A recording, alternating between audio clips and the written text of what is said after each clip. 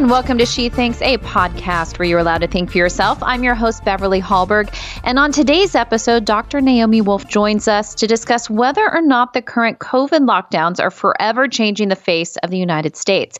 We'll revisit her New York Times best-selling book, The End of America, because the warnings she laid out years ago are becoming today's reality. Before we bring her on, a little bit more about her. Dr. Naomi Wolf is an author, feminist leader, and former Democrat advisor. Her most recent books include the New York Times bestsellers, The End of America and Give Me Liberty. A former Rhodes Scholar, she completed a doctorate in English language and literature from the University of Oxford in 2015, was a research fellow at Barnard College and the University of Oxford, and taught rhetoric at the George Washington University and Victorian Studies at Stony Brook University. Her latest book is Outrages, Sex, Censorship, and the Criminalization of Love. And I would like to let everybody know that the book we're discussing today, The End of America, has a new introduction which you can download for free, as well as 2 chapters that you can download for free. All you have to do is go to chelseagreen.com to access those. Again, it's chelseagreen.com. But Dr. Wolf, a pleasure to have you on She Thinks today. Thank you so much, and please call me Naomi. Naomi, I will do so. Well, we really are pleased to have you on today. I've been following you on Twitter. I've been seeing what you have been saying about COVID and the lockdowns and how this is leading to what you say is a totalitarian state. But I think before we get into current day, I'd really like you to discuss your book, The End of America. This is a book that we're looking to right now, even though this isn't your most recent release. This is a book from several years ago, but you relate it to what we're seeing today. So can you explain to us, first of all, how long ago did you write The End of America? Why did you write it? And how does that relate to today? Absolutely. I will answer all those questions, but before I do, I just want to say how grateful I am to be talking to you, because I have followed the IWF for many, many years, and it is one of the, examples I give when people say, do you have to be on the left to be a feminist? And, as you probably know, I think you can be anywhere on the political spectrum and be a feminist. So I appreciate the work that you all do. So I wrote the book, The End of America, in 2007. It was published in 2008. And in it, I wrote it because I was seeing concerning signs at that time under the Bush administration, but these are really nonpartisan issues. I was seeing concerning signs that indicated that we were heading away from a robust democracy and toward a declining democracy, toward tyranny. And it was really early days. They were just straws in the wind. But what I did was I looked back at totalitarian or fascist regimes on the right and the left in history, and I saw that there's kind of a blueprint that would-be tyrants always do the same 10 things. They take the same 10 steps, whether they're on the left or the right, and that these 10 steps, when they are taken, inevitably lead to the end of democracy, the closing of democracy. So I kept up those warnings under the Obama administration because it didn't matter to me that, I'm a Dem, he's a Dem, didn't matter. He carried forward some of those tyrannical steps that had been set in place, and I kept up the warning under Trump. And now, people often have asked me over the last 12 years, will you tell us when we're at step 10? And I've always said, there's still hope. We're not there yet. But actually, we are now at step 10. I'm so sorry to say we're here. And that what I really want people to understand is under the guise of a real medical emergency, and often would-be tyrants use crises, real crises, and they hype them and they manipulate them and exploit them to seize power. Under the narrative of a real pandemic, we are absolutely seeing the takeover of our democratic system and the establishment of emergency law, which is the last democracies are closed. And so let's get into that 10th step a little bit more. You talk about the pandemic as really being the reason why leaders were able to take so much of this power. Did you expect that it would be a pandemic that would get us here? And what were the specific things that elected officials did that allowed the citizenry to allow them to take this power? I would say that in many ways we have let elected officials take emergency powers and take our freedoms away, correct? Yeah, we have. I gave the American people a pass for about 6 months because we were afraid, and we were, constantly being told this is a new virus. We don't know how it works. There are going to be, tens of thousands, millions of bodies stacked up, and, fear is always used at these moments to terrify people into submitting to giving up their democracy. I mean, Goebbels made this point, if you scare people enough, they'll let you do anything. So I don't blame the American people initially. But a year in, I do blame us. I do. And I really appreciate those states where governors are standing up and saying, no, I am not going to, hold on to emergency powers. We're going to open up. We're going to respect the rule of law and the Constitution. And I'm very appalled. I am a liberal, and I don't mean to liberal bash, but I have to be honest. I've always been honest and put, the Constitution above partisanship. I'm horrified that my own team is using this pandemic to shut down freedom of speech, to enforce, invest powers in the CDC that no public health agency is supposed to have, according to our checks and balances. The Democratic governors like Mario Cuomo in New York, where I live, and Gavin Newsom in California are engaging in tyrannical suppression of their own people, forcibly shutting businesses, which is basically theft, forcibly keeping children out of school, which is a human rights violation, imposing mask mandates, which is also a human rights violation, enforcing isolation, which violates the Geneva Conventions, trying to hold our kids hostage so that they can force vaccines on kids, which should be a parent's choice, of course, and violates, informed consent laws, and so on and so on. I'm sorry, not Mario Cuomo. Andrew Cuomo, his son, is our governor in New York State. So all of these things are being done. Andrew Cuomo, I get an email every 30 days that tells me that my governor in New York State is extending emergency law for another 30 days. And there's no oversight. There's no way to, stop him. 14 senators have mobilized to try to claw back his emergency powers. But as history shows, once people have emergency powers, it is very difficult to get them back. And there is no emergency in Columbia County where I live. I crunched the numbers, and there are fewer people dying of COVID in my county than deaths of despair due to lockdowns, which include opioid overdoses, suicide, drug addiction overdoses, and so on. So it's catastrophic, and I went to the town hall in Salem, Massachusetts. Massachusetts is also closed yesterday, and I was told there are not going to be town meetings reopening for the foreseeable future because Governor Baker, who's a Republican, but he's still doing it, has emergency powers, and they wouldn't show me any data to support the justification for emergency powers. So basically, in the city of Salem, the citizens' rights are suspended. And Massachusetts was like a birthplace of American freedom and democracy. So this is happening across the country, and it's absolutely terrifying. One of the things that has surprised me, because it's not just our U.S. Constitution, which of course is paramount, it's also state constitutions that have been violated when these emergency powers have been extended past what is usually expected if there's some type of emergency. Usually that's weather related, where a governor needs to make decisions because the legislature can't get together.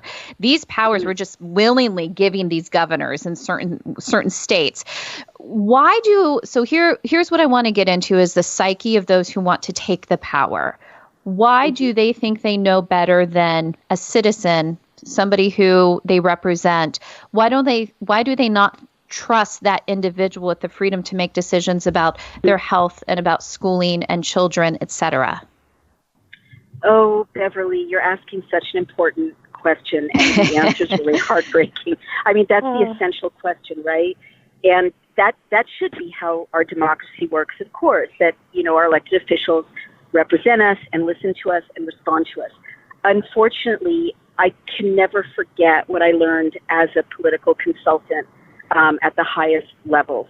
And that was to the Clinton re-election campaign and to Gore 2000. And those were pretty reasonable politicians.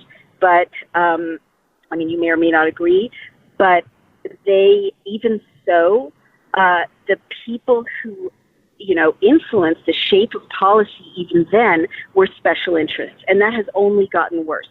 So in a crisis especially, what happens is big special interests, and in this case it's pharmaceuticals, it's big tech, which is up 27% every quarter since the pandemic began.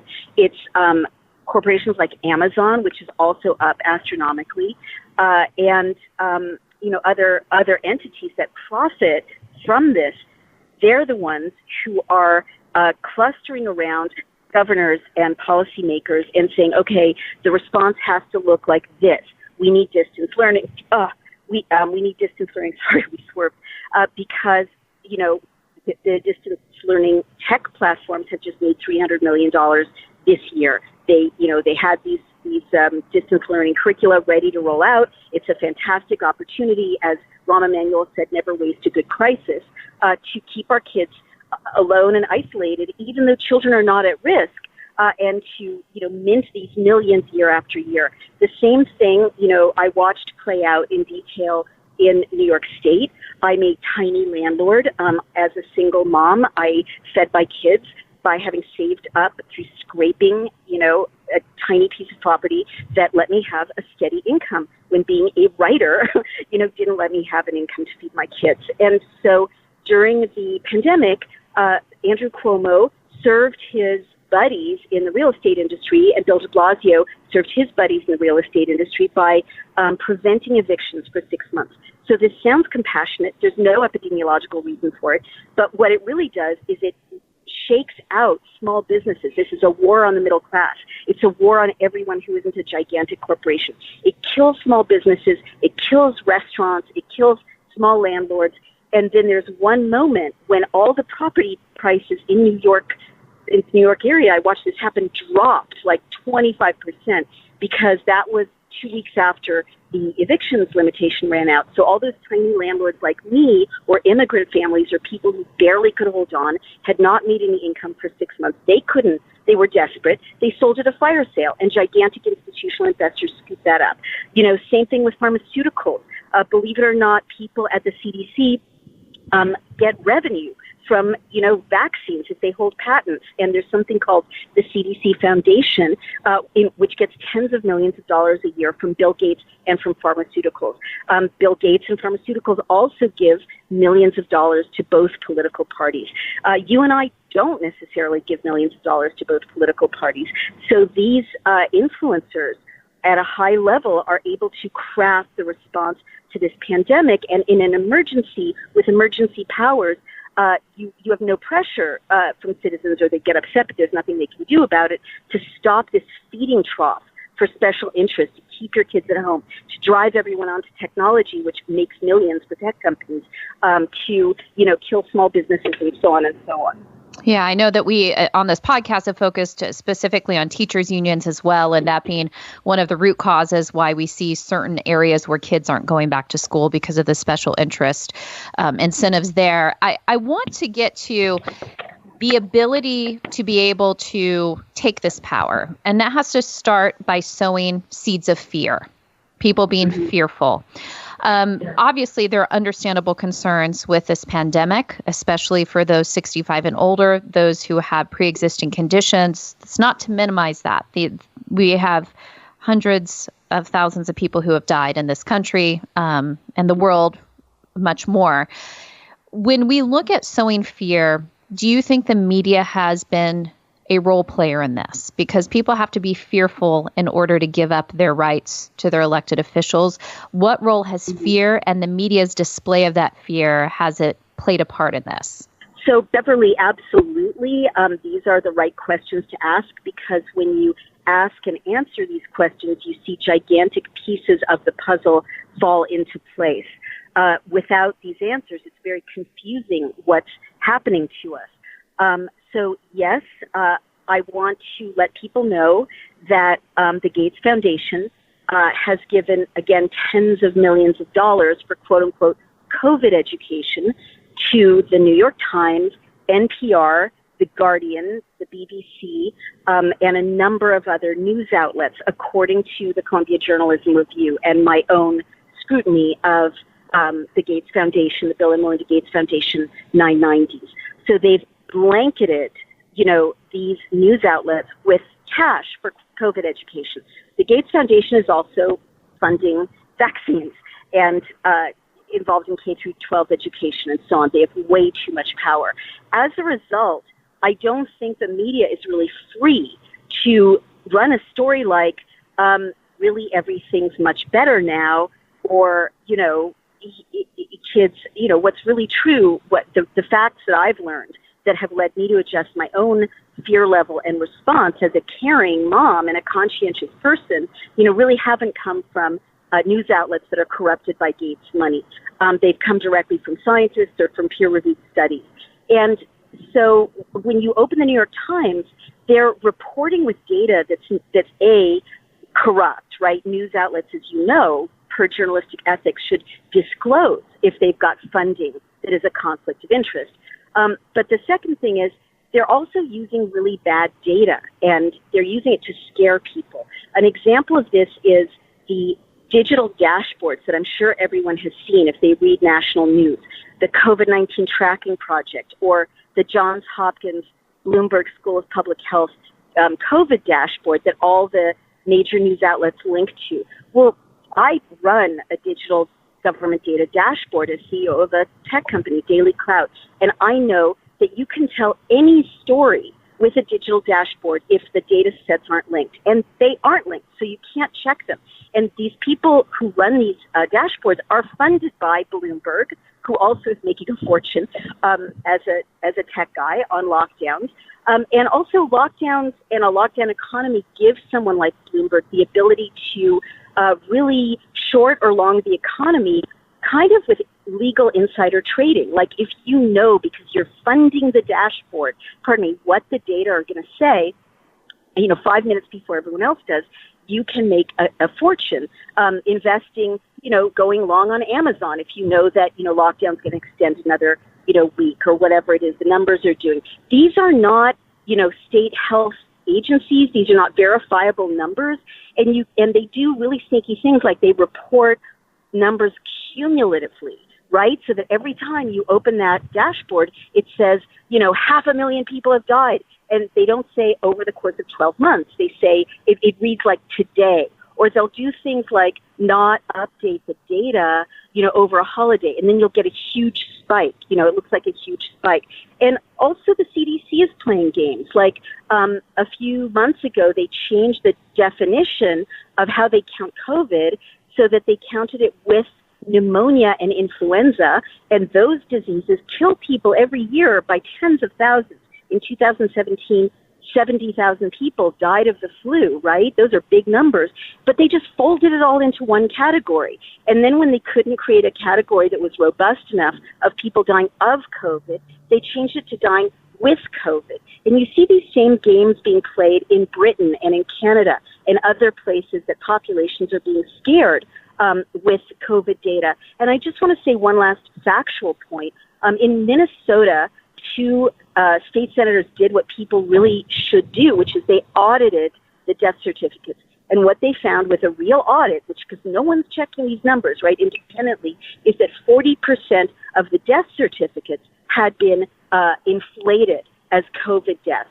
And the same thing is happening in Britain. People are starting to say, my loved one was assigned as having died of COVID or with COVID, but they died with dementia or in a car crash or of cancer or various other causes of death. And, you and I are journalists, and we both know that when there's this much, fudging and lack of transparency, that's a red flag. And as one scientist who's a whistleblower pointed out, it's during a public health crisis that data about the crisis should be especially transparent and verifiable. And the last thing I want to add, can you hear me? I just want to make sure you're there. I am here. Okay, great. The last thing I want to add, without getting too nerdy about this, but people really deserve to know, is that there is a scandal with the tests, right? And maybe many of your listeners haven't heard this yet. Maybe they have, because it really hasn't been reported, on CNN or NPR. It should be. It's a huge story. But the PCR tests, which are most of the tests that you get, like the one I got when I went to CVS and had a COVID test, those will be dialed up to generate false positives at an industrial scale when the cycle threshold is raised above 25. And an investigation found out that labs were running them at 35, even 45, which is guaranteed. I went and reported this out at a PCR test lab with a PCR test expert, but many other people have reported this, which is guaranteed to generate false positives. A PCR test can report as positive a flu or a cold that you had months ago.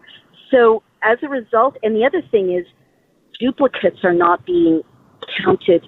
So if I get tested every week, like, a relative does who works at a restaurant, there's nothing to keep her positive test, right, from being replicated over and over as if it's multiple people. So this combination of sloppiness and error means that we really can't know how bad this pandemic has been, because the WHO issued a correction in January of this year saying, labs have to disclose at what level they're running these cycle thresholds because these tests are generating false positives at an industrial scale. So that's the kind of fact behind these pandemics. It's bad science, bad numbers. I'm not trivializing this at all. I know people who've been really sick and a couple of elderly people who have sadly passed away from this disease. But we as a nation have lived through bad diseases before, much worse than this. We've lived through the Spanish flu and cholera and typhus and smallpox and HIV, and never in the Constitution, I say this a lot, does it say this all is to be suspended in the event of a bad disease. In fact, as someone pointed out recently, it's in difficult times that the Constitution is meant for difficult times to get us through them with our liberties. Absolutely. And before we get to what we can do, I want to take a moment to highlight IWF's Champion Women Profile series, which focuses on women across the country and world that are accomplishing amazing things. The media too often ignore their stories, but we don't. We celebrate them and we bring their stories to you. Our current profile is Representative Nicole Malliotakis from New York's 11th Congressional District. To check out her story, do go to IWF.org to see why she's this week's Champion Woman. And just to follow up on all of that, Naomi, I think there's a valid reason I'm one of those included in this, which is those of us who have questioned the numbers, questioned the data. I've had family members with false positives. We all have our own personal experiences, but we've also seen the contradictions, even the CDC most recently saying that here are the freedoms they're going to give back to us. And it's like, you never had those freedoms. Those are our freedoms. And you can make suggestions based on science.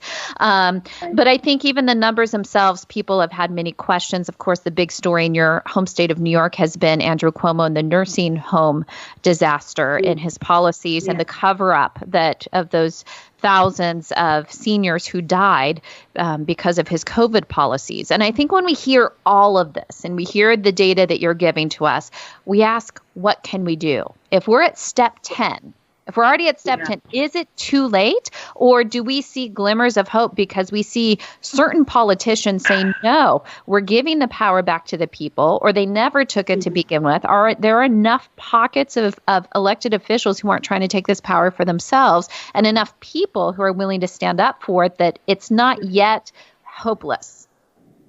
Well, Beverly, this is completely up to us. I mean, I don't want to minimize the gravity of the moment we're at.